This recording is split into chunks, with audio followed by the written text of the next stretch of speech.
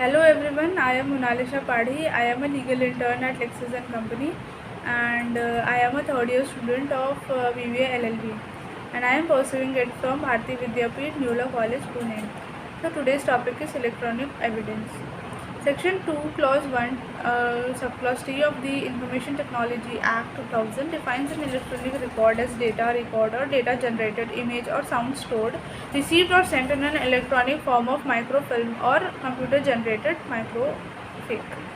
Section 3 of the Indian Evidence Act 1872 defines evidences as all documents including electronic records produced for the inspection of the court. All such documents are considered as documentary evidences. Electronic records produced before the court will be considered as documentary evidence. For such an electronic record to be admissible, it must not have been tampered with or modified. For this, Section 65A of the Indian Evidence Act 1872 states that contents of an electronic record may be provided in accordance with the requirements specified in Section 65B. Section 65A and 65B have been added by Information Technology Act 2000. Section 65B states that any information contained in electronic records which is printed on a paper, stored, recorded or copied in optical or magnetic media produced by a computer shall also be deemed to be a document if the conditions mentioned in the section are satisfied in relation to the information and computer in question, and shall be admissible in any proceedings without any further proof or protection of the original. As we know, document can be provided by primary or secondary evidence, and this section provides the requisite conditions for the admissibility of secondary evidence, and if satisfied, there is no need to prove original. Section 65B also lays down that for the purpose of evidence, a certificate identifying the electronic records containing the statement and describing the manner in which it was produced by a computer and satisfy the conditions mentioned above and signed by an officer in charge of the operation of management of the related activity shall be evidence of any matter stated in the certificate.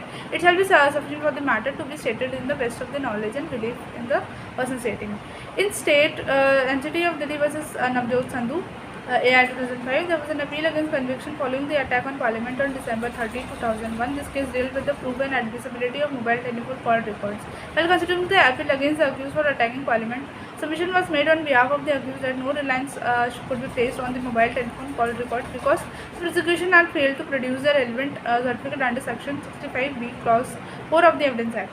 Supreme Court concluded that a cross-examination of the competent witness acquainted with the functioning of the computer during the relevant time and manner in which the printouts of the call records were taken was sufficient to prove the call records. Jagjit Singh vs. State of Haryana 2006 relates to a case where Speaker of the Legislative Assembly of the State of Haryana disqualified a member of defection. When hearing the matter, the Supreme Court considered the digital evidence in the form of interview transcripts from Genius Television Channel and Aaj Tak Television Channel and the Haryana News of Punjab Today Television Channel. The court determined that the electronic evidence placed on record was admissible and upheld the reliance placed by the speakers on the recorded interview when reaching the conclusion that the voices recorded on the CD were of the person taking place. The Supreme Court had found no infirmity in the speaker's reliance on the digital evidence and the conclusion reached by him.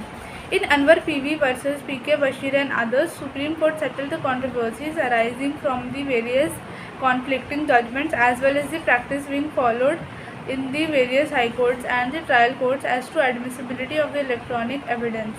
The court interpreted the Section 22A, 45A, 59, 65A and 65B of the Evidence Act and held that secondary data in CD, DVD, pen drive are not admissible without a certificate under Section 65B, Clause 4 of Evidence Act.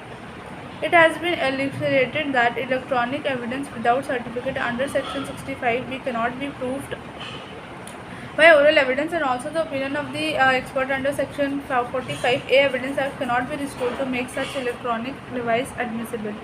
In all cases where the CD DVD have been forwarded without a certificate under Section 65B of Evidence Act, such CD DVD are not admissible in evidence, and further expert opinion as to their genuineness cannot be looked into court as evident from the Supreme Court judgment.